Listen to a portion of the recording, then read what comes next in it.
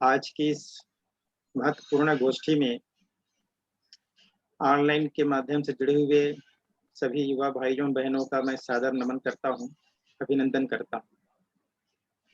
सबसे पहले मैं आप सबको बधाई दूं। पिछले दिनों शांति कुंज गुरुधाम जाने का अवसर मिला था और इस अवसर पर हमने आप सबके भागीदारी के साथ पिछले 1.5 वर्षों में कोरोना काल में किए गए उन समस्त गतिविधियों की जानकारी दी जो आपकी कड़ी मेहनत और कड़ी लगन, कड़ी निष्ठा के साथ आप सबने संपादित किया है। भाइयों, आपको जानकर बड़ी प्रसन्नता होगी कि आप सबकी भागीदारी से किए गए यह उल्लेखनीय कार्य शांति कुंज में जितने भी हमारे वरिष्ठ परिजन हैं, उन सभी ने मुक्त कंठ से सराहना की और श्रद्धेय डॉक्टर साहब, श्रद्धेय जी, आदरणीय डॉक्टर चिन्मय पंड्या जी, आदरणीय डॉक्टर ओपी शर्मा जी, उन सभी ने आप सबके प्रति बहुत बहुत शुभकामनाएं प्रेषित की।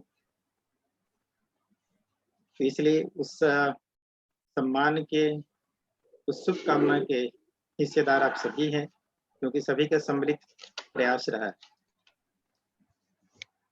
आज के इस क्रम में निश्चित रूप से आज हम संयोगी है कि 5 सितंबर को जिस दिन आप सबके साथ बैठकर चर्चा करने जा रहे हैं, शिक्षक दिवस के रूप में हम मना रहे हैं। शिक्षक की परिभाषा संक्षिप्त में गुप्ता जी ने आपको बताई है, लेकिन इसे बड़ी गंभीरता से हमको लेना है भाई। शिक्षक की भूमिका क्या होती है, हम पिछले कुछ समय पूर्व के स्थिति में जाएं, जो शिक्षक अपना एक दायित्व समझता था एक विद्यार्थियों के प्रति, तो वह दायित्व सिर्फ पुस्तक ज्ञान तक सीमित नहीं रहता था और सिर्फ अपनी नौकरी तक सीमित नहीं रहता था, बल्कि प्रत्येक शिक्षक प्रत्येक विद्यार्थियों के प्रति इस प्रकार से नजर रखता था जैसे वो उसका खुद का बच्चा हो। प्रत्येक बच्चे के अच्छाइयों को आगे बढ़ाने का और किसी बच्चे में कोई कमजोरियां हैं तो उसको दूर करने का एक अभिभावक स्तर की जिम्मेदारी निर्वहन करते थे। तो इस प्रकार से शिक्षक और विद्यार्थियों के बीच का संबंध गुरु शिष्य का तो था ही, एक अभिभावक का भी रिश्ता था, एक आत्मीयता का भी संबंध था। और इसी कारण से पुराने जमाने के जितने भी शिक्षक रहे हैं वो अपने आप को बड़े गर्व महसूस करते हैं और जितने विद्यार्थी थे वो भी अपने आप को गर्व महसूस करते हैं कि इस प्रकार से हमको शिक्षक मिला जिनके बदौलत आज हम इस मुकाम पर पहुंचे। भाइयों, निश्चित रूप से युग निर्माण योजना के अंतर्गत जितने भी हमारे कार्यकर्ता हैं, ये सभी उसी प्रकार शिक्षक की भूमिका में है।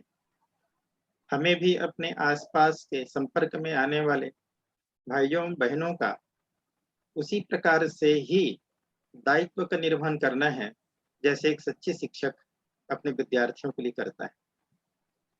हम शिक्षक के नाते गुरु तो नहीं है, लेकिन एक बड़े भाई के नाते अपने छोटे भाइयों को, अपने छोटे बहनों को जितना कुछ हमारे पास ज्ञान है, जितना कुछ हमारे पास प्रतिभा है, जो भी गुरु सत्ता से भगवान से मिला है, उन सब को देने में कोताही नहीं बरतनी चाहिए।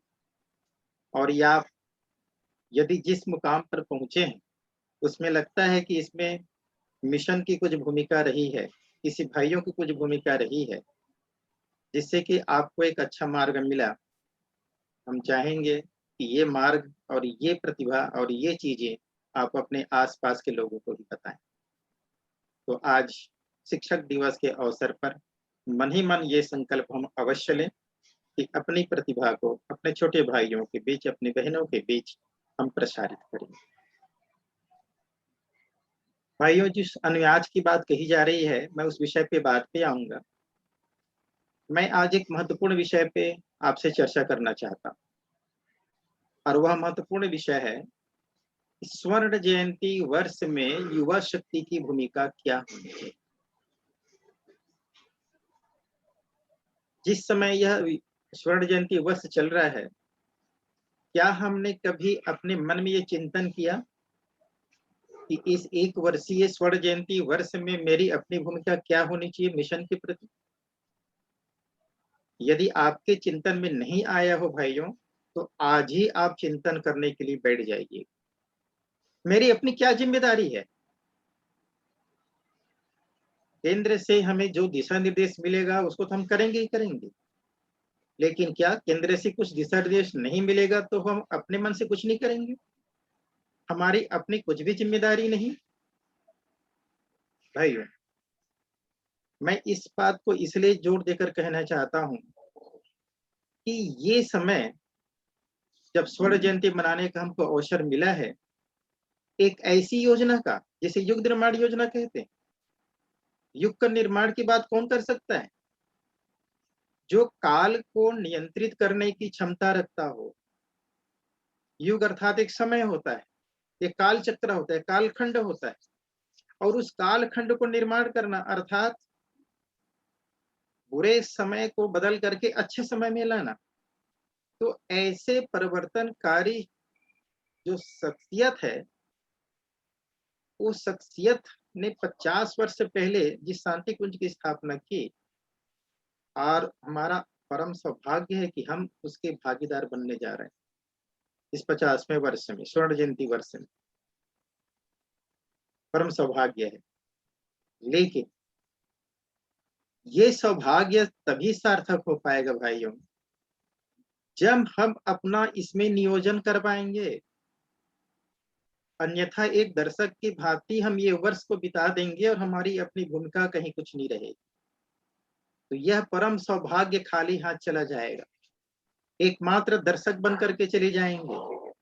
एक इतिहास में सिर्फ इतने नाम लिखाएंगे कि हम स्वर्ण जयंती वर्ष में जीवित थे और उस समय में अमुक अमुक कार्यक्रम शांति कुंज द्वारा संचालित हुआ। हम एक दर्शक दीर्घा में बैठ करके इसका आनंद ले सकते हैं। यदि आपको लगता है कि हमको इतनी से संतुष्टि मिल जाएगी तो आपकी इच्छा। लेकिन यदि आप चाहते हैं भाइयों, इस स्वर्ण जयंती वर्ष में मैं ऐसा कुछ काम करके दिखाऊं जिससे कहीं स्वर्ण जयंती के इतिहास में कुछ लिखा जाए, लेखा जोखा किया जाए कि किस प्रदेश ने, किस जिले ने, किस ब्लॉक ने, किस व्यक्ति ने क्या भूमिका निभाई, तो उसमें आपका भी नाम दर्ज हो सके। यदि आपके मन में ये भाव पैदा होता है तो आप आज से ही अपनी भूमिका सुनिश्चित कर लीजिए। आज से ही अपनी भूमिका सुनिश्चित कर लीजिए। मैं बात इसलिए भी कहना चाहता हूं कि आज के पहले इस 50 वर्षों में शांति कुंज ने जो भी क्रांतिकारी कदम उठाए, जैसे अभी गुप्ता जी कह रहे थे कि शांति कुंज एक क्रांति कुंज है। क्रांति क्यों?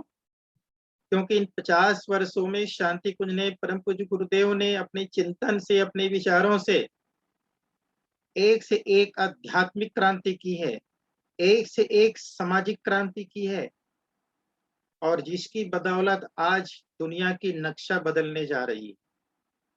वह एक नींव है। पूज्य गुरुदेव के द्वारा दिया गया संदेश, उनके दिए गए विचार, मार्गदर्शन आज एक नींव है जिस नींव पर सारा विश्व खड़ा होकर के सुख शांति से रह पाएगा।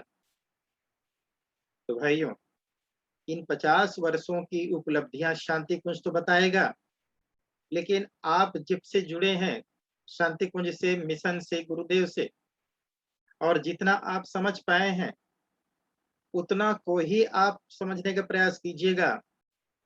तो एक बात तो स्पष्ट होगा कि आज से पूर्व मिशन को इस स्थिति तक लाने में हमारे अग्रजों ने बहुत बड़ी भूमिका निभाई।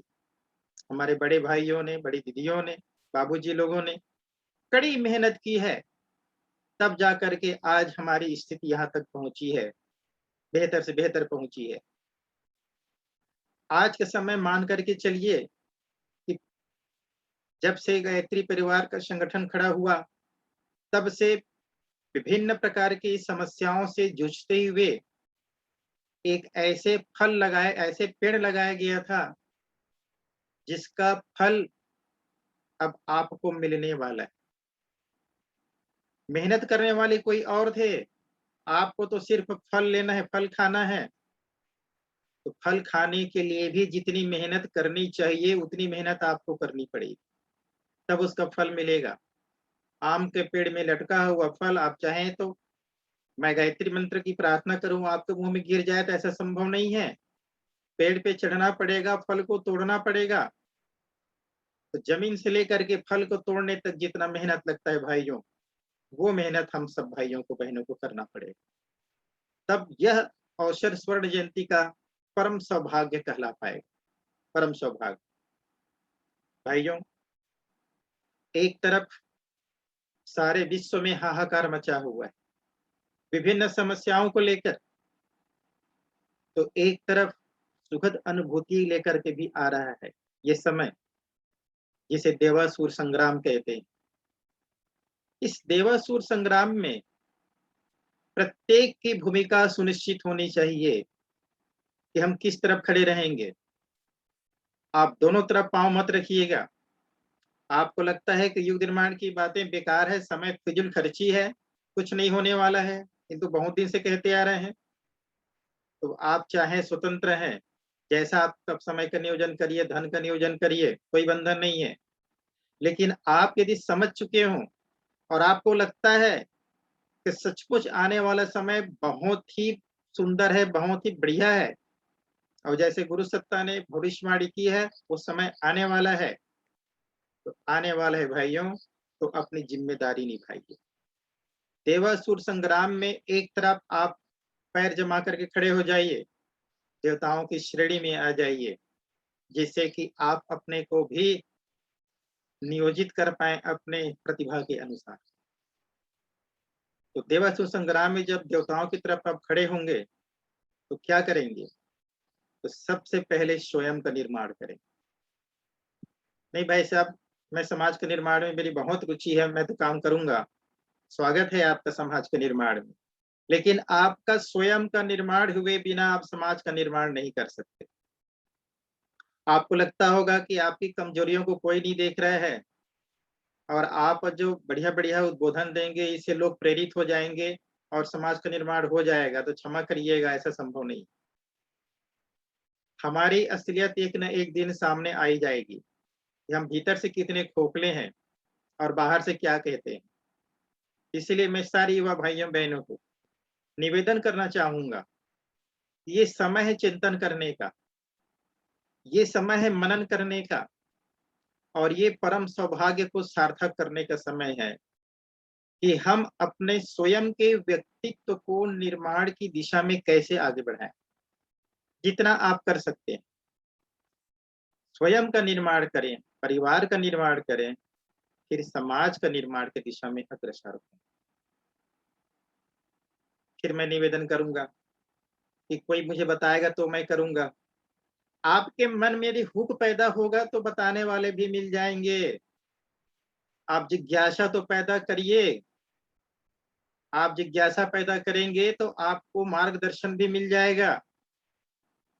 मार्गदर्शन कौन मिलेगा भाई साहब? मेरे आसपास तो कोई नहीं, आपकी अंतरात्मा से आपको मार्गदर्शन मिल जाएगा। गुरु के सच्चे शिष्य होने के नाते आपकी अंतरात्मा जिस समय प्रश्न करेगी कि गुरुदेव, मैं आपका काम तो करना चाहता हूं मगर मैं कैसा करूं समझ नहीं पा रहा हूं, जिस क्षण आपके मन में ये भाव पैदा होगा उसी क्षण आपके मन में ये जवाब भी मिल जाएगा कि तुमको करना क्या है, कहाँ से शुरुआत करना है। तो भाइयों, सवाल ये नहीं है कि आप क्या करें, सवाल ये है कि आपके मन में ये प्रश्न पैदा हो पा रहा है कि नहीं हो पा रहा है, आपके भीतर वो उत्कंठा पैदा हो पा रही कि नहीं हो पा रही है। आप जिस परिस्थिति में हैं, हम जानते हैं कि आज युवाओं की परिस्थितियां अनुकूल नहीं है। उनको करियर के लेकर, रोजगार को लेकर, पारिवारिक समस्याओं को लेकर बहुत सारी समस्याओं से ग्रसित हैं। लेकिन इसके बावजूद भी मैं चाहूंगा कि आप जहां हैं, जिस स्थिति में हैं, जितना कर सकते हैं उतना नियोजन अपने आप को जरूर खपा दीजिए। आप देखिएगा कि आप जैसे जैसे गुरु का काम करते जाएंगे वैसे वैसे आपकी समस्या भी धीरे धीरे समाप्त होती जाएगी। धीरे धीरे। लेकिन आप शुरुआत करके देख लीजिए, समय में मत बांधिएगा। मैं हर बार जिस बात का निवेदन करता हूँ, आप ये मत कहिएगा कि मैंने 2 महीना हो गया, 4 महीने हो गया, साल भर हो गया, मैं कर रहा हूँ, मेरा कुछ नहीं हुआ, ऐसा मत करिएगा। क्योंकि आपके पास जो समस्या आया है, वो किसी प्रारब्ध के वश आया है कि एक समय की चुनौती है, ये हम नहीं जानते। हमारा दायित्व है कुछ समस्या से जूझना और इसके लिए आत्मबल पैदा करना, और यह आत्मबल आपको गुरु सत्ता के प्रति अटूट विश्वास से आ जाएगा। तो भाइयों, आज का जो अवसर मिला हुआ है, इस अवसर को आप बेहतर से बेहतर समायोजन कर पाए, इसके लिए समय का प्रबंधन आप अवश्य करें। समय का प्रबंधन, आप चाहे विद्यार्थी हो, चाहे नौकरी पेशा हो, चाहे व्यवसायी हो, इस 24 घंटे के समय का आप प्रबंधन करना सीख जाएंगे, तो मान करके चलिए कि आप इस जीवन का बहुत बड़ा रहस्य को समझ गए। समय का प्रबंधन, उसके बाद अपना समय का स्वयं नियोजन करिए। आप किसी की प्रतीक्षा मत कीजिए, तो कोई मुझे कुछ कहेगा तो मैं काम शुरू करूंगा। आप अपनी प्रतिभा को सबसे बेहतर जानते हैं, आप अपनी रुचि को सबसे बेहतर जानते हैं, आपके भीतर कितनी ऊर्जा है ये भी आप जानते हैं। तो अपनी प्रतिभा, अपनी रुचि, अपनी ऊर्जा के हिसाब से अपना समय का नियोजन स्वयं करना शुरू कर दीजिए। आज से ही गुरु के कार्य में, घर में हैं तो घर से कैसा कर सकते हैं, बाहर हैं तो बाहर से कैसा कर सकते हैं, आप जहाँ वहाँ कर सकते हैं। तो इस प्रकार ये स्वर्ण जयंती वर्ष में अपने समय को आप सार्थक कर सकते हैं। भाइयों, जो चीज आपको और हमको मिलने वाली है वह अनुपम है। वह है जनता का प्यार, श्रेय और सम्मान, दैवी अनुग्रह, आत्म संतोष, सब कुछ मिलने वाला है। मगर ये काम आप श्रेय और सम्मान के लिए नहीं करेंगे, ये काम आप और हम सिर्फ इसलिए करेंगे कि ये हमारा कर्तव्य है। गुरु के शिष्य होने के नाते हमारा कर्तव्य है, इस भाव से इस काम को हम और आप करेंगे। काम करने के बदौलत आपको श्रेय मिले, सम्मान मिले, भगवान की इच्छा, मगर कभी श्रेय और सम्मान की लालच में, उसकी लालसा में कोई काम मत करिएगा। तो आने वाला समय प्रतीक्षा कर रहा है श्रेय का, सम्मान का, लेकिन कर्तव्य पथ को याद करते हुए आगे बढ़ेंगे। भाइयों बहनों, मैं युवा भाइयों को खासकर कहना चाहूंगा कि आप जो भी समय सोशल मीडिया में व्यतीत करते हैं, मैं आपको उससे दूर नहीं करना चाहता, लेकिन सोशल मीडिया का सार्थक उपयोग करके भी आप युग निर्माण कर सकते हैं। उस दिशा में अपना नियोजन कर सकते हैं, युग निर्माण की दिशा में। तो उस दिशा में चिंतन कीजिएगा। अच्छे विचारों को किसको प्रेषित करें? गायत्री परिवार के विभिन्न समूह प्रेषित करें? नहीं, इसमें तो प्रेषित करेंगे तो भी, नहीं करेंगे तो भी, जो गुरु के शिष्य हैं, जुड़े हैं, वो तो जानते ही हैं। आप उन संदेशों को अपने घर वालों को पढ़ाइए। जो संदेश आप समूह में प्रेषित करते हैं, गायत्री परिवार के विभिन्न समूहों में, वो चीजें आप अपने घर में चर्चा में कीजिए, अपने बच्चों के साथ, अपने परिवार के लोगों के साथ, और उस समूह को अपने मित्रों के साथ प्रेषित कीजिए। जो उस संदेश को आप अपने रिश्तेदारों के पास, अपने मित्रों के पास प्रेषित करके अपने अच्छे विचारों की दायरा को बढ़ाइए। तो इस प्रकार से भी आप सोशल मीडिया का प्रयोग कर सकते हैं, उनके आत्मबल को बढ़ा सकते हैं। भाइयों बहनों, वर्तमान आपका है, आप जैसा चाहें इसका नियोजन कर सकते हैं। भूतकाल हमारे अग्रज भाइयों का था, जिन्होंने शानदार अपनी भूमिका निभाई है, बहुत शानदार, वो पूजनीय है। जब तक ये मिशन रहेगा तब तक उनका नाम रहेगा, क्योंकि ये नींव उन्होंने जितनी मजबूत बनाई है वो उसी की देन। तन मन धन सब कुछ उन्हें लगा दिया। आज वर्तमान आपका है, आप इसको जितना बेहतर बनाएंगे, भविष्य उतना ही आपका गुणगान करेगा। आप जिस क्षेत्र में रहते हैं, उस क्षेत्र में कोई ऐसे भाई की याद आप करिएगा, जिनके बारे में आपको सुनने को मिलेगा कि एक ऐसे बाबूजी थे जिन्होंने मिशन के लिए इतना किया, या जिन्होंने समाज के लिए इतना किया।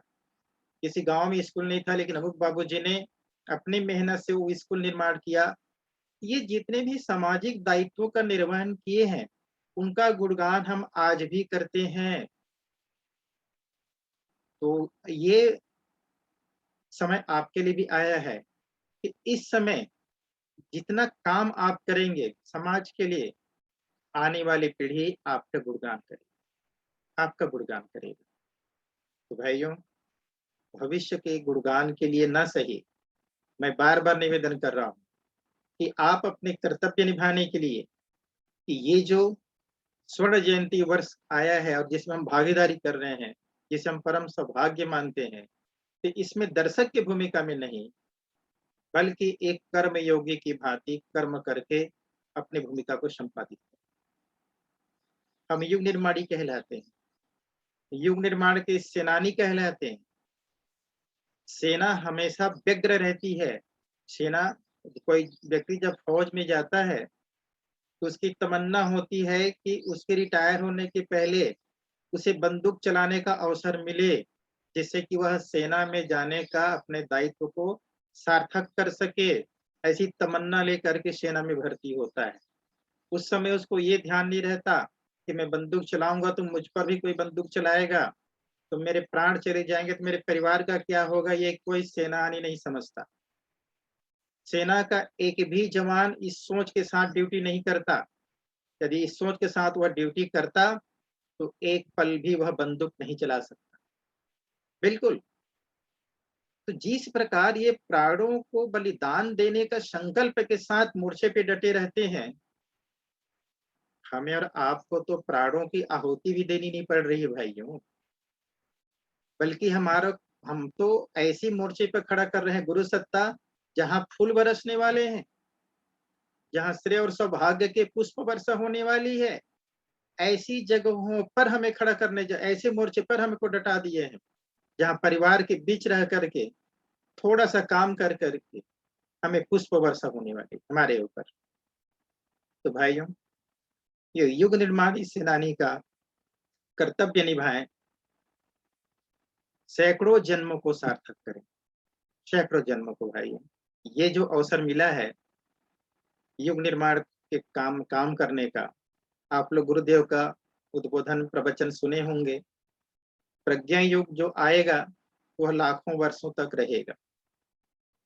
इन लाखों वर्षों में हमारा अनेक जन्म हो जाएगा, लाखों जन्म हो जाएगा, तो हम प्रज्ञा युग के सुख को भोग सकते हैं।